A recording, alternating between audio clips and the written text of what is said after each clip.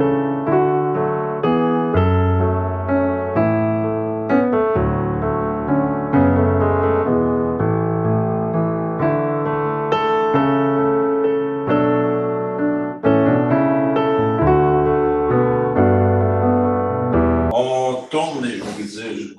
retourne dans Marc chapitre 1. Marc chapitre 1. On va lire les quelques versets qu'on a vus ce matin. Marc chapitre 1, de versets 35 à 39.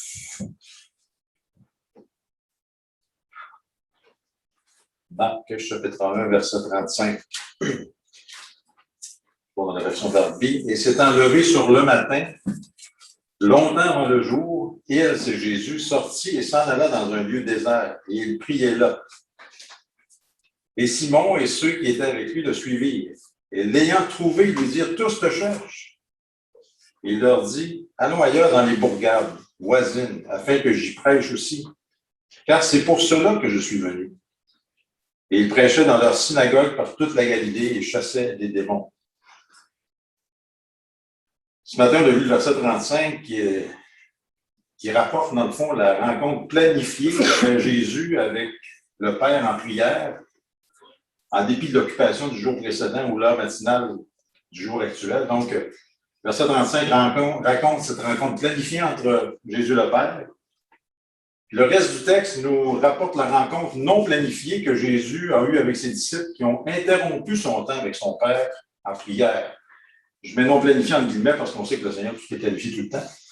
Mais quand même, Jésus avait planifié son temps avec le Père, pour ceux qui se lèvent à 3 heures du matin, pour aller dans le désert prier avec son Père. Ça, c'était planifié. Mais là, tout à coup, on va voir dans le décor, on l'a lu dans le texte, que les disciples apparaissent, puis interrompent le temps de prière du Seigneur. Donc, c'est dans ce sens-là qu'il y a une rencontre non planifiée que Jésus a eue avec ses disciples. Et donc, on relit le verset 35, se lève le matin, longtemps dans le jour, on se situe sur à 3 heures du matin, 4 heures du matin, il faisait très sombre, très noir, il sortit, il s'en allait dans un lieu désert loin, et il priait là.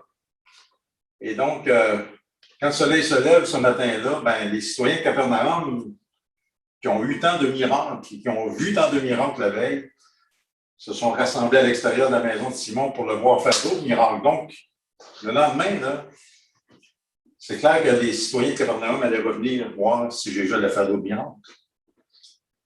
Mais là, il arrive, la foule arrive, puis Jésus n'est même pas là.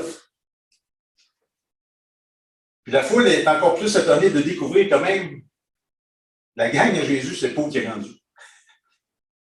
Parce que là, Simon et ceux qui étaient là avec lui le suivaient, ça veut dire que ça implique qu'à un moment donné, ils ont réalisé, il est où Jésus? Il s'est levé à 3 heures du matin, il est disparu. C'est comme s'il y avait une panique. Et on a perdu Jésus. Il est disparu, il est rendu où?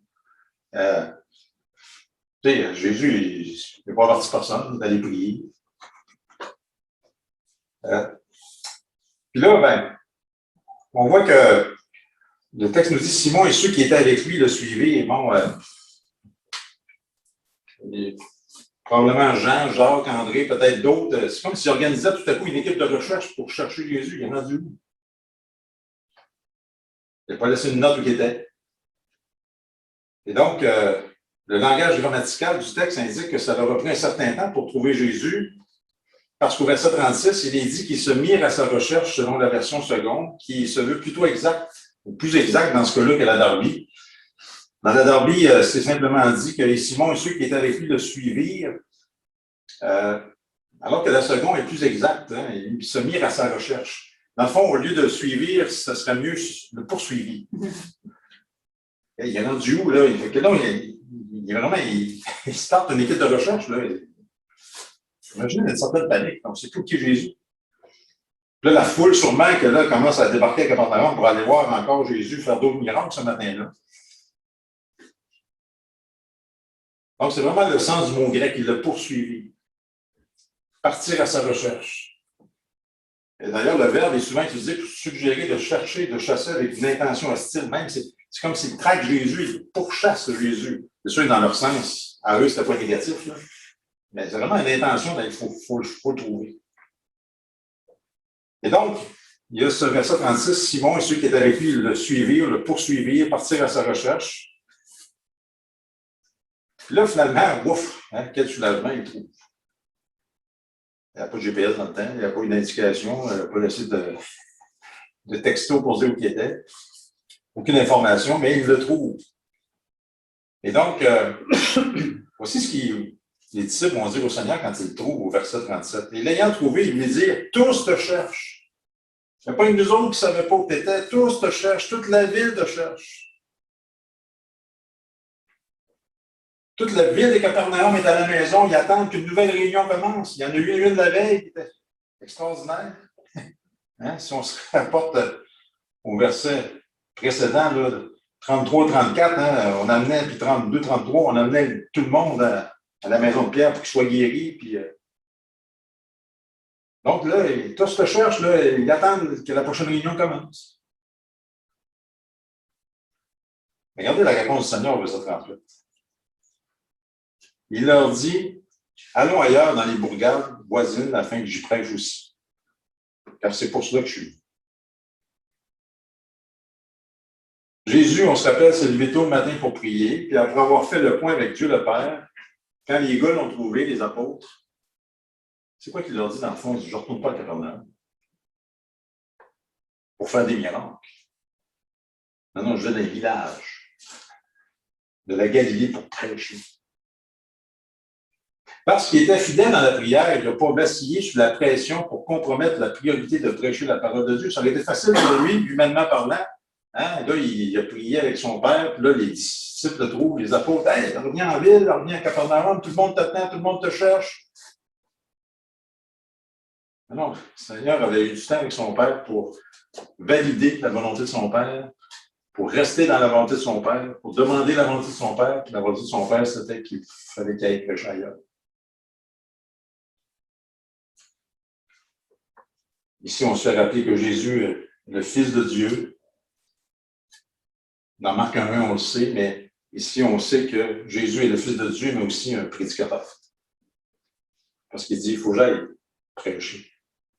Jésus est un prédicateur. Un auteur l'a bien dit, le prédicateur fidèle de l'Évangile manie l'arme même que le Fils de Dieu lui-même n'avait pas honte d'employer. Et cet après-midi, je vais voir 2 points avec vous, avec ce texte-là. Jésus prêchait en dépit de, puis Jésus prêchait à cause de. Jésus prêchait en dépit de, puis Jésus prêchait à cause de. Premièrement, Jésus prêchait en dépit de. Et là, je relis les versets 36 et 37. Et Simon et ceux qui étaient avec lui le suivirent, pourchassèrent, et l'ayant trouvé, ils lui dirent, tous te cherchent. Donc, Simon et ceux qui étaient avec lui se mettent à sa recherche, le trouvent, puis là, il lui dit, tout le monde te cherche. Quand la ville de Capernaum s'est réveillée, ils se sont rassemblés de nouveau à la maison de Simon pour voir Jésus pour faire encore des merveilles, mais là, il n'est pas là. Les disciples savent pas où il est. Simon et les gars organisent une battue pour trouver Jésus. Puis je répète que le langage indique que c'est une véritable recherche prolongée, sans doute parce qu'il est dans un lieu désert, il n'est pas à côté. Il n'est pas dans le raccoin dans la maison de Pierre, il n'est même pas dans la ville de Capernaum, il est dans un lieu désert, donc ça prend un certain temps pour le trouver. Ce qui nous donne l'idée qu'il a passé un bon temps de prière avec son père. Le verset 37 dit qu'ils l'ont trouvé. C'est intéressant, quand les disciples trouvent le Seigneur et ils disent « Hey, tout le monde te cherche », c'est pas d'excitation, c'est comme un reproche subtil.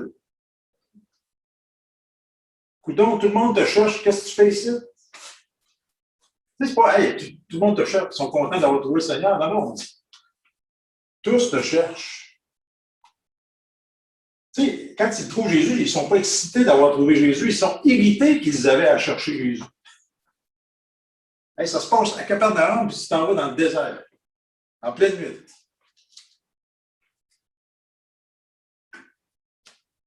Ben, tu sais, il faut donner le crédit aux apôtres, peut-être qu'il y avait une préoccupation sincère pour les gens de Capernaum. Et donc, on peut leur donner le crédit qu'ils voulaient que Jésus revienne à Capernaum parce qu'ils avaient un fardeau pour les gens de Capernaum. Donc, on peut leur donner ce crédit-là. Mais plus spécifiquement, Simon et ses compagnons agissent comme des consultants en croissance d'Église en 2021, préoccupés que Jésus manque une grande opportunité. Hein? L'idée, c'est, hey, Seigneur, reviens à Capernaum, on va se montrer à Capernaum, tu vas te présenter comme le Messie. Puis immédiatement, il y aura ce raz-de-marée de réponses. Peut-être qu'après un message, puis après une réunion, à la fin de la journée, comme tu as fait la veille, tu startes des miracles, puis il va y avoir un réveil dans la ville. Il va y avoir une réunion impromptue à la maison de Simon, toute la ville va être là. Puis juste pour mettre ça clair, Seigneur, c'est comme si les apôtres parlaient au Seigneur, juste pour mettre ça clair, Seigneur, Jésus, hier, là, ce que tu as fait, c'était pas un coup de chance, là, c'est le matin suivant, puis chaque matin, tu peux répéter les mêmes choses, ça va être un succès, comme ça a été la veille. Puis si on pouvait élever ce momentum, Seigneur, alors on aurait besoin de plusieurs réunions. On pourrait même aller sur des sites multiples si tu fais lever la pente. Toute la ville est là, puis toi, tu es dans le bois en train de prier tout seul. Ça se passe à Capernaum, le succès est là, on peut bâtir quelque chose là. Alors, il y a un avertissement ici en passant. Faisons attention quand on pense qu'on sait mieux que Jésus qu'on devrait faire. Tu sais, faisons attention quand on pense que nous autres, on sait c'est quoi la volonté de Dieu. Là. Fais attention quand tu penses que tu sais mieux que Jésus ce que tu devrais faire. Puis Jésus réplique en disant, je vous entends. Tu sais, je sais que vous voulez que je retourne à Capernaum. Regardez le verset 38, il dit, non, il dit, allons ailleurs, dans les bourgades voisines, afin que j'y prêche aussi, car c'est pour cela que je suis venu. Jésus le refuse de retourner à Capernaum pour effectuer des miracles. Non, non, il détermine, mais après la prière du matin avec son Père, vu l'importance de commencer nos journées dans la prière, comme on l'a dit ce matin. Donc, il détermine après la prière d'aller dans les villages de Galilée pour prêcher. Non pas qu'il n'était pas préoccupé par les besoins légitimes de la ville de Capernaum, mais Jésus n'était pas impressionné par ce que j'appelle l'incrédulité enthousiaste. Nous, parfois, on se laisse impressionner par l'incrédulité enthousiaste. Tout autour de notre culture, il y a des gens qui disent aimer Jésus, mais qui ne font pas confiance à Jésus. Jésus refuse de s'engager envers des gens qui ne veulent que quelque chose de lui, mais qui ne veulent rien savoir de lui.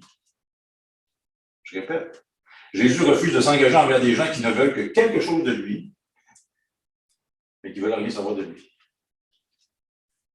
Refusant de lui faire confiance, refusant de lui obéir. On a vécu dans le passé comme l'Église évangélique, hein, même des réunions d'évangélisation, des sortes de manipulation émotionnelle, lève la main, il dit oui, accepte le Seigneur, oui, oui, oui, oui, puis après ça, tu regardes quelques semaines, quelques mois après, c'est disparu dans le brume. Parce que là, on peut retirer quelque chose du Seigneur, mais au bout du compte, on ne veut rien savoir de lui. Oh, on aime ça, hein? Des fois, il y en a, on a vécu ça dans nos assemblées, il y en a qui aiment la fraternité d'un groupe de chrétiens, puis, mais au bout du compte, ils aiment la fraternité, ils n'aiment pas le Seigneur au bout du compte. Ils ne sont pas prêts à leur donner leur vie, à lui donner leur vie.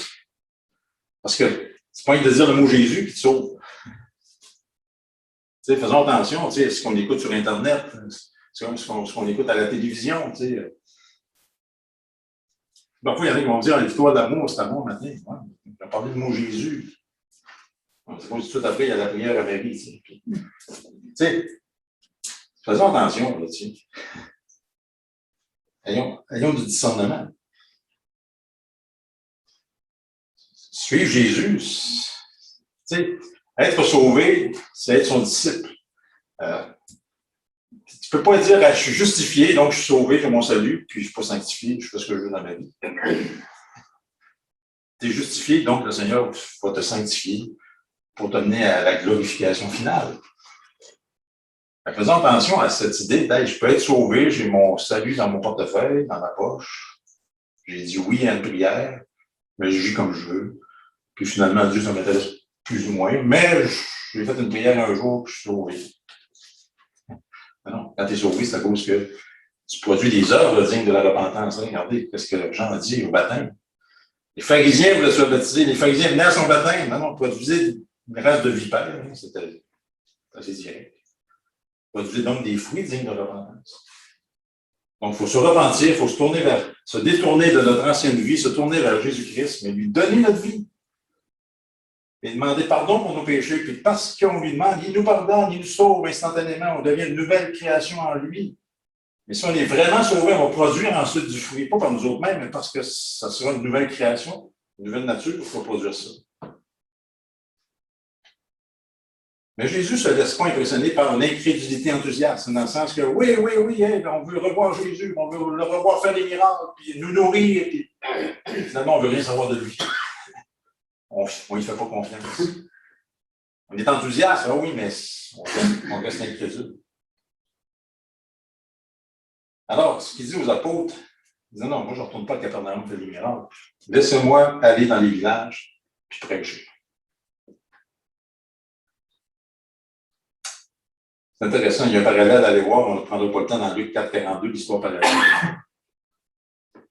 Mais, c'est une chose qu'il y a une conspiration contre la prédication parmi les gens du monde, mais c'est une chose pire quand il y a une conspiration contre la prédication dans l'Église. Puis là, on voit des apôtres, les propres apôtres du Seigneur le convaincre de ne pas aller prêcher. Il voulait, reviens à Capernaum, fais des miracles. Comme quoi, même, dans notre monde évangélique, on peut avoir des mauvaises priorités. Se laisser impressionner par ce qui nous impressionne, le spectaculaire, le superficiel. Donc, Jésus, lui, ne fera pas de compromis avec sa priorité. Il a passé du temps avec son Père, puis sa priorité est claire. Non, regarde, je ne retourne pas à Capernaum, je m'en vais prêcher dans les villages. John Stott a dit ceci, le christianisme, en son essence, est une religion de la prédication de la parole de Dieu. Regardez pas dans Marc, on va aller dans Romains 10. Qu'est-ce qu'on connaît bien? Romains 10.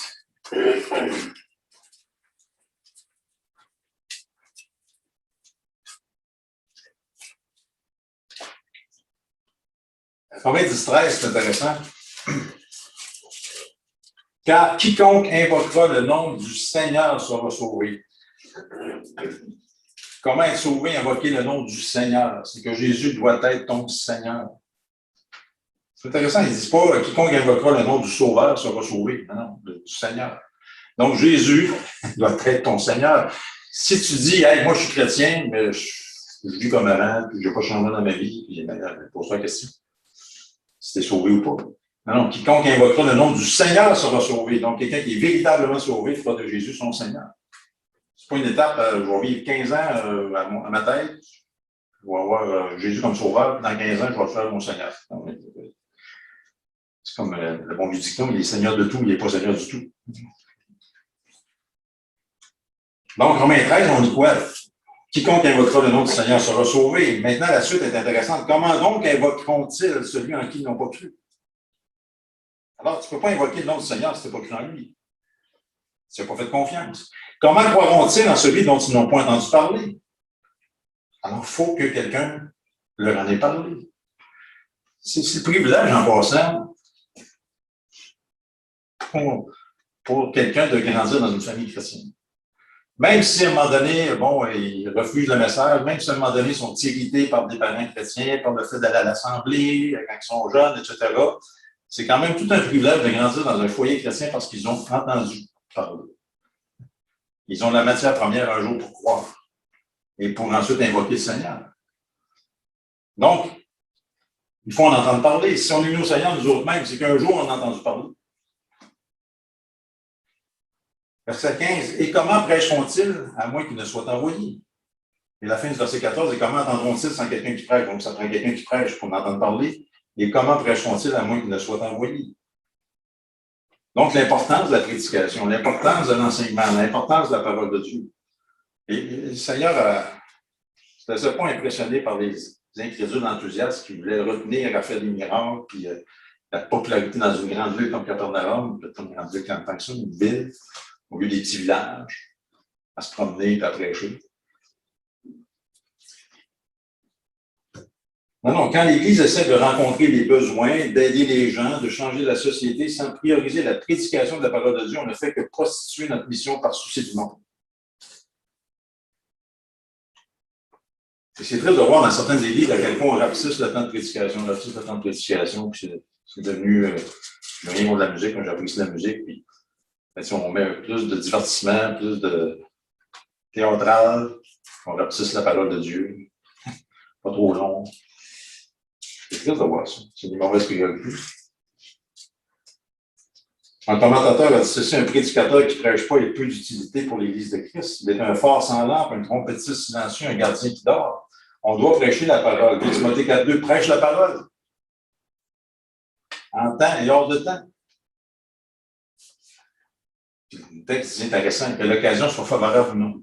Prêche la parole, prêche la parole. En 2021, il ne faut pas dire qu'on est dans un temps favorable pour prêcher la parole de Dieu dans le monde. Convaincant, reprenant, exhortant avec toute douceur, en instruisant avec toute longanimité et doctrine, dira Darwin. En passant, si on se pose des questions en 2021, comment évangéliser? Bon, je sais qu'à l'époque, on a eu des déjeuners d'espoir, puis on m'a demandé, bon, je pense que ça, sans dire que ça fait de son temps, c'est que la formule, à un moment donné, il faut renouveler nos formules d'évangélisation, mais comment évangéliser en 2021 dans un contexte de pandémie? Bon, il y a quand même Internet, il y a quand même des messages comme ceux qui sont disponibles, d'autres sortes de messages d'évangélisation, mais c'est un questionnement. Comment rejoindre notre communauté aujourd'hui? Les contacts personnels, même, c'est quasiment décourageux par le gouvernement dans ce temps-ci. Un questionnement comme Église, il faut se poser comment rejoindre notre communauté en 2021. Donc, c'est pour ça que je dis que Jésus a prêché en dépit du fait que les disciples lui mettaient de la pression pour retourner à Capernaum. Hey, tout le monde te cherche. Hey, tout le monde te cherche. Et finalement, Jésus a prêché à cause de. Donc, les disciples essaient de ramener Jésus à Capernaum pour qu'il continue son mystère de guérison. Puis là, Jésus va dire ce qu'on a vu tantôt. Non, il faut que j'aille prêcher dans les villages. C'est pour ça que je suis venu. C'est intéressant quand on recule au verset 14. C'était quoi le message que Jésus voulait prêcher? Dans Marc 1, 14, mais après que Jean eut été livré, Jésus vint en Galilée, prêchant l'évangile du royaume de Dieu. C'est ça qu'il voulait prêcher, l'évangile du royaume de Dieu. Puis qu'est-ce qu'il disait? Le temps est accompli, le royaume de Dieu est approché. Repentez-vous et croyez à l'évangile. Ça a toujours été ça, le message de l'évangile, ça sera toujours ça. Repentance, foi. Repentance, foi. Point de la foi. Alors, repentance, on se détourne de nos péchés, on se tourne vers Christ et on fait confiance en son sacrifice à la croix, on lui demande pardon pour nos péchés. On lui donne notre vie, il nous pardonne, il nous sauve, il fait de nous une nouvelle création, on est régénéré, il met en nous son Saint-Esprit, il donne le goût ensuite. Ce qu'on aimait avant, on n'aime plus ça. Ce qu'on aimait pas avant les jours de Dieu, on se met à aimer ça. On se met à aimer la parole de Dieu, on se met à aimer être avec les chrétiens, à connaître le Seigneur. C'est toute une transformation. Alors, c'est ça le message. On l'a au verset 14-15, c'était ça depuis le début, le message. Repentance et foi. Repentez-vous et croyez à l'Évangile.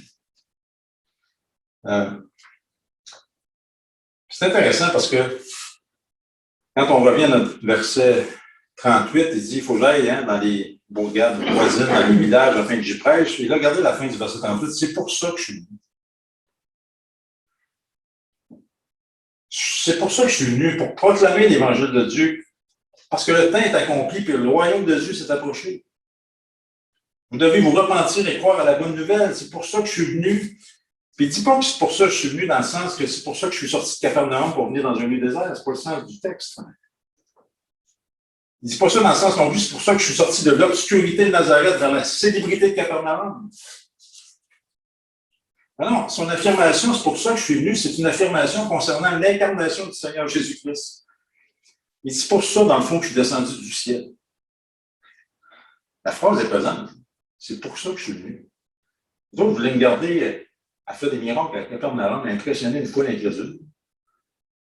Non, moi, je suis venu, je suis descendu du ciel. Écoutez, le Fils de Dieu, de Marc 1, qui a pris un corps d'homme, est descendu du ciel pour venir prêcher l'Évangile. Repentez-vous, croyez en moi, croyez en l'Évangile. Luc 19, 10, le Fils de l'homme est venu chercher et sauver ce qui était perdu. Alors, c'est quoi la mission du Seigneur? C'est simple, ça. C'est tout ça. Alors, c'est pour ça, les gars, là, tu sais, qui parlent aux apôtres, les gars, là, tu sais. Laissez-moi tranquille avec votre Capernaum, là. Il faut que j'aille prêcher des villages. Dans le fond, le verset 39 ne fait que résumer ça. Regardez. Verset 39. Et ils prêchaient dans leur synagogue. C'est pour ceux qui étaient venus par toute la Galilée et chassaient les démons. Dans le fond, le verset 39 fait juste nous dire que Jésus a fait ce qu'il a dit qu'il allait faire au verset 38. Il dit, moi, je m'en vais prêcher dans les villages, je suis venu pour ça.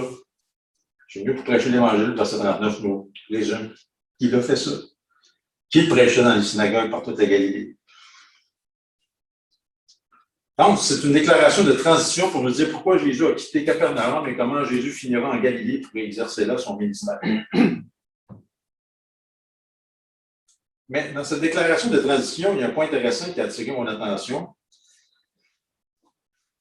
On s'entend-tu que Jésus était bien reçu à Capernaum, qui était bien accueilli à Capernaum, qui était même célébré à Capernaum, les gens en voulaient encore. Alors, la pression pour Jésus était de rester là où son ministère était accueilli. Donc, la facilité, ça aurait été de quoi? Je retourne à Capernaum, puis je m'installe là quelques jours, quelques semaines. Non, on a mis ça. On va en avoir des adeptes, puis du monde. On va en avoir de la foule. Mais qu'est-ce que fait Jésus? Indépendamment du succès qu'il a connu la veille, il se lève à 3 heures du matin, il s'en va prier son Père. Loin de toutes ces influences-là. Il prie, puis dans la soumission à la volonté de Dieu, il ne retourne pas à Capernaum. Il va dans les villages voisins de la Galilée pour prêcher là où il n'y aurait pas de garantie comment il serait reçu ou accueilli. Alors, il y avait une place safe pour dire, hey, ça marche là, je suis bien accueilli, c'est fantastique. Mais il choisit d'aller ailleurs dans les petits villages où, les omniscients ici, qu'est-ce qu'il attend? Mais humainement parlant, le succès n'est pas garanti, à part que, évidemment, ici, ce qui s'en vient. Ce qu'il a fait dire au prédicateur il y a 2 ans, quand j'étais en Californie, sur ce message-là aussi, ce qu'il a dit, c'est intéressant. Il dit, la place la plus sûre dans le monde est dans la volonté de Dieu. Mais la place sûre peut ne pas être la volonté de Dieu. Il y a une nuance, écoutez ça. La place la plus sûre dans le monde est dans la volonté de Dieu. Quand tu es dans la volonté de Dieu, c'est la place la plus sûre dans le monde. Mais la place qui est safe, la place qui est sûre, peut ne pas être la volonté de Dieu. Et c'est pour ça que ça aurait été facile pour Jésus d'être dans la place safe à Capernaum. Est-ce qu'il aurait été dans la volonté de Dieu? Non, la volonté de Dieu, c'est qu'il s'en aille prêcher les villages. Et parfois, pour que Dieu nous utilise, une expression que je suis tanné d'entendre dans le thème, que je n'ai pas le choix de la dire. Mais parfois, pour que Dieu nous utilise, on doit sortir de notre zone de confort. Ça m'a dit, c'était bien populaire dans la salle, sortir de notre zone de confort. Mais c'est un fait pareil. Dieu sait mieux que nous où il veut qu'on soit. Tu sais, quand on demande au Seigneur, fais de ma vie ce que tu veux. Là, ça veut dire que le champ libre, là, ça peut vouloir dire bien des affaires. Ça peut me demander des affaires que je pensais pas dire oui, puis je pensais pas que. Non, mais fais de moi ce que tu veux. On sait que ça va être le meilleur. Ah, il y aura des épreuves, des difficultés, ce ne sera pas toujours facile. Ça va être plus facile de rester à Capernaum que d'aller dans le village. Mais Dieu sait mieux que nous où il veut qu'on soit. Et il faut aller là où il nous appelle. Et Jésus a quitté le confort de Capernaum pour aller en Galilée. Puis la Bible dit que là, il prêchait dans les synagogues et chassait les démons. Ça, c'est intéressant, la fin du verset 39. Moi, je me serais attendu que le verset 39, on lirait simplement, il prêchait dans leur synagogue par toute la Galilée. Point final. Parce que dans le fond, il a juste à dire aux disciples, moi, je ne retournerai pas à Capernaum faire des miracles. Non, je veux prêcher. Il faut que j'aille prêcher. Mais c'est drôle, le verset finit par des miracles. Il chassait les démons. C'est assez intéressant, ça. Alors, c'est comme si nous, on lit ça, puis on a le goût de dire à l'évangéliste Marc, dans tout ce paragraphe, tu essaies de nous dire que Jésus a quitté Capernaum, qui est allé dans les villages parce qu'il voulait se concentrer à prêcher la parole, à ne pas effectuer des miracles. Puis Marc, tu termines ton verset 39 en disant que, en plus de prêcher, il faisait des miracles. Ça, on est dur à suivre. Non, mais ce que Marc essaie de nous montrer, c'est que Jésus, la priorité de son ministère, oui, c'était de prêcher. Mais par ce simple commentaire à la fin du verset 39, il est en train de nous dire que, il est en train de nous montrer que ce Jésus est plus qu'un autre prédicateur. Il est Jésus-Christ, le Fils de Dieu capable de chasser des démons. Quelle note, il n'y a pas de ligne inutile dans la parole de Dieu. À première vue, tu dis, voyons, tu n'as juste de dire que tu ne faisais plus des miracles, ou tu voulais plus en faire à Capernaum. Non, mais Marc souligne ça. C'est sûr que sa priorité, c'est la prédication, mais on n'est pas en face d'un prédicateur comme les autres. Un prédicateur est capable de chasser des démons. C'est le Fils de Dieu. Quel commentaire sans en être un? C'est le fond, des petits versets comme ça. C'est intéressant parce qu'il aurait pu dire qu'il prêchait dans leur synagogue par toute la Galilée et il guérissait les boiteux. Il rendait la vie aux aveugles. Vous remarquez, il chassait des démons. Alors, remarquez la sorte de miracle qui est souligné là-dedans. Dans le fond, ce n'est pas de la guérison qu'on a mêlé, c'est de l'exorcisme. Tu sais, cette simple petite ligne-là à la fin du verset 39, ça nous souligne quelque chose d'important. Le Seigneur n'exerce pas un ministère pour des problèmes physiques, mais pour des problèmes spirituels. Parce que chasser des démons, c'est un problème spirituel. Oui, c'est vrai que Jésus a l'autorité pour réparer des corps brisés. Combien il a guéri un paralytique, il a donné la vue aux aveugles, les boiteux qui marchent. Il a l'autorité pour réparer des corps brisés. Mais aussi, il y a encore plus. Je vais en dire plus, mais autant. Jésus a l'autorité pour réparer des cœurs brisés. Spirituellement. Pour transformer les âmes brisées. Puis vous savez, on vit dans un monde, là, si tu n'as pas Dieu dans ta vie, si tu n'as pas Jésus-Christ comme Sauveur et Seigneur, si tu n'as pas donné ta vie au Seigneur Jésus-Christ, si tu n'as pas réalisé que finalement, tu es sur terre que de passage, puis que c'est lui qui est ton Créateur, puis que Dieu a envoyé son Fils pour qu'il se réconcilie avec toi, parce que toi, à cause d'Adam, à cause de notre péché, on est séparés de lui. Si on meurt comme ça, on meurt séparés de lui éternellement. Ça donne quoi lorsqu'on est séparé de Dieu? Ça donne quoi lorsqu'on vient au monde comme pécheur, comme c'est le cas de tout le monde? C'est que si je vis sans Dieu, sans Jésus-Christ, j'essaie de me donner des plaisirs dans ce monde. J'essaie de me donner du bonheur dans ce monde. Mais le vide va toujours rester là. Ça va rester cru. Ah, peut-être des plaisirs passagers, puis du fun, puis des parties, puis des ambitions, puis une grosse maison, puis des voyages, puis ce qui est légitime en soi, il n'y a rien de mal en soi. Mais qu'au bout du compte, si c'est ça ta vie, à la fin de ta vie, la moyenne d'âge en passant, c'est 80-85. Il y en a qui se rendent à 100, 102, 105. Quand on est jeune, on voit ça bien loin.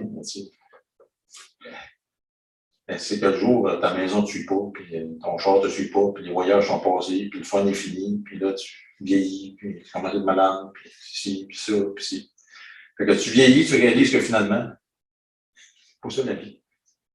Non, la vie, c'est, Jésus-Christ l'a dit lui-même, je suis le chemin, la vérité et la vie. Nul ne vient au Père que par moi. C'est ça la vie. La vraie vie, c'est en Jésus-Christ. Il y en a qui, tu sais, puis c'est souvent le réflexe de nos jeunes de famille chrétienne, hein, ils sont poignés dans leur patente évangélique, puis ils sont poignés, ils sont esclaves. Non, tant qu'on ne connaît pas le Seigneur, on est esclave de notre péché, on est esclave de nos ambitions, on est esclave de cette substance qui m'étourdit, je suis esclave des plaisirs de ce monde passager. C'est lorsqu'on vient à Jésus-Christ qu'on est libéré. Esclave de Christ, c'est la vraie liberté. On est heureux en Jésus-Christ. Oui, on a des épreuves, mais au moins nos épreuves font du sens parce qu'elles sont là pour nous sanctifier, pour nous rendre semblables à lui. Alors, c'est sûr que ce matin, cet après-midi, c'est intéressant. Je chassais les démons parce que sa priorité, oui, c'était de prêcher, c'était de régler des problèmes spirituels. Je n'empêche pas de guérir. Tu sais, puis, si vous êtes malade, n'hésitez pas à demander au Seigneur, guéris-moi. Il est capable de nous guérir s'il veut. préoccupe de nos problèmes physiques, mais c'est beaucoup plus nos cœurs brisés. Puis, tu sais, on vit dans la pandémie, on fait ressortir quoi? C'est que les gens, tout à coup, ils n'ont plus leur divertissement, ils ont tout perdu, ce qui était superficiel. Tu sais, ça de bon, entre guillemets, la pandémie, c'est que ça nous, tu sais, c'est un terme qui est revenu souvent, les choses essentielles sont ouvertes. Pharmacie, épicerie. C'est sûr que bon, ceux qui aimaient voyager, ont sorte de voyager, ceux qui aimaient. C'est dans le fond, là, les choses essentielles de ce monde, hein, la nourriture et le vêtement, si c'était ça, on ne contente plus de ça, c'est notre vie. Logement. Mais la pandémie a fait relever quoi? C'est quand les antidépresseurs se rendent autour de bras, les détresses, les dépressions, l'anxiété. Parce que là, les gens ont perdu leur repère de ce qui fait leur bonheur au quotidien, les spectacles, puis les voyages, puis les. Pas mal en soi nécessairement, mais voyez-vous comment, lorsqu'on perd ce qui est notre Dieu avec un petit dé. Non, c'est la vraie vie, c'est dans Jésus-Christ. N'essaye pas de t'étourdir. Tu ne peux pas combler ce vide-là si ce n'est Jésus-Christ. On est des êtres spirituels. Il nous a créés. J'aime le texte qui dit on a été créés par lui et pour lui. Reconnais donc que c'est Dieu qui est ton créateur. Puis le créateur, il nous a créés pour lui. Donc, ce n'est que lorsqu'on va vivre pour lui qu'on va être heureux. Sinon, c'est le malheur. Sinon, c'est le faux bonheur. Dernier texte, peut-être dans 2 Corinthiens, chapitre 5.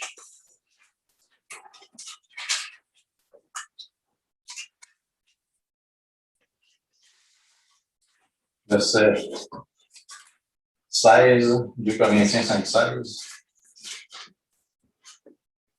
En sorte que nous, c'est Paul qui dit, écrit ceci aux Corinthiens sous l'inspiration du Saint-Esprit, en sorte que nous, désormais, nous ne connaissons personne selon la chair, et si même nous avons connu Christ selon la chair, toutefois maintenant, nous ne le connaissons plus ainsi. Pourquoi en verset 17, en sorte que si quelqu'un est en Christ, en Jésus-Christ, c'est une nouvelle création. Ouais, ça, là, il me semble que tu n'es pas tanné de vivre ta vie, là. Tu as levé le matin, tu ne sais pas où tu t'en vas, tu ne sais pas d'où tu viens. Non, il donne ta vie à Christ, il va faire de toi une nouvelle création, quel que soit ton âge. Les choses vieilles sont passées. Ça, là, il me semble, on va commencer à neuf. Hein? Il me semble que peut-être quelqu'un qui écoute ça cet après-midi ou n'importe quel moment. Elle a recommencé ma vie à neuf. Oui, c'est possible, avec le Seigneur. Voici, toutes choses sont faites nouvelles, les choses vieilles sont passées, toutes, verset 18, sont du Dieu qui nous a réconciliés avec lui-même par Christ. Pourquoi réconciliés? Parce qu'on était ennemis de Dieu. C'est intéressant, c'est l'homme, dans le jardin d'Éden, qui a brisé la relation, puis c'est Dieu qui a initié la réconciliation. C'est sûr, parce que l'homme, s'étant séparé de Dieu, ça ne l'intéresse même pas de revenir à Dieu par lui-même. C'est Dieu qui a initié la réconciliation, comment il a envoyé son Fils mourir à ta place, à ma place. À quel prix? C'est de l'amour, ça. Quand Dieu a tant aimé le monde qu'il a donné son Fils unique, afin que quiconque croit en lui ne périsse pas, mais qu'il ait la vie éternelle dans l'an 3:16. C'est le résumé de l'Évangile. Alors, c'est intéressant, verset 18. C'est lui qui nous a réconciliés avec lui-même, alors que lui, il n'avait rien fait pour briser la relation. C'est l'homme qui a brisé la relation par Christ et qui nous a donné à nous, les croyants, le service de la réconciliation. Verset 19, savoir que Dieu était en Jésus-Christ, parce que Christ, c'est le Fils de Dieu. Dieu est en Jésus-Christ, pas seulement qu'un homme qui est mort sur la croix illuminante, c'est le Fils de Dieu qui est mort à ta place. Dieu est en Christ, réconciliant le monde avec lui-même. Mais comment réconcilier le monde avec lui-même? Comment pardonner nos péchés sans être injuste? Ne leur imputant pas leurs fautes, mais mettant en nous la valeur de la réconciliation. Donc, Dieu envoie son Fils, le Fils meurt sur la croix, il ne nous impute pas nos fautes. Là, tu dis, ouais, mais si tu fais Dieu, tu fais ça, tu es injuste. Là, Non, regardez. Nous sommes donc ambassadeurs pour Christ, Dieu pour ainsi dire, exhortant par notre moyen, nous supplions pour Christ, soyez réconciliés avec Dieu. C'est ça l'Évangile, hein, soyez réconciliés avec Dieu. Mais comment faire que Dieu n'est pas injuste en nous pardonnant, alors qu'on mérite l'enfer, on ne mérite pas d'être pardonné, parce que son Fils a subi la colère à notre place. Et on a le beau verset 21, celui qui n'a pas connu le péché, c'est Jésus. Dieu l'a fait pécher pour nous à la croix, afin que nous, on devienne justice de Dieu en lui. Alors, c'est la magnifique imputation.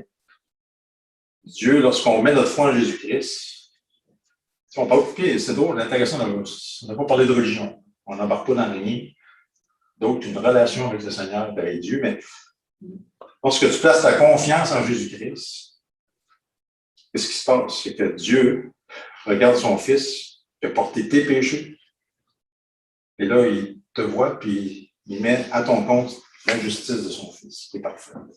C'est comme ça qu'on est déclaré juste, on est non coupable. On est sauvé, c'est ça l'expression de sauvé.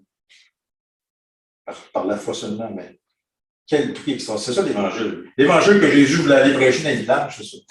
Repentez-vous, croyez en moi, croyez à l'Évangile, la bonne nouvelle de l'Évangile. Je suis la bonne nouvelle de l'Évangile. Et donc, j'espère que tous ceux qui écoutent ce message pourront prendre la décision de se coucher ce soir. Je veux régler mon sort avec le Seigneur. Parce que tôt ou tard, je vais mourir. Maintenant, où je vais aller? Si je meurs sans m'être réconcilié avec Dieu, je reste dans l'état que je suis, c'est-à-dire séparé de Dieu, en enfer pour l'éternité, avec les souffrances que ça veut dire éternellement. Si je donne ma vie au Seigneur Jésus-Christ, je reconnais que je suis pécheur, je donne ma vie, je reconnais qu'il est mort à ma place.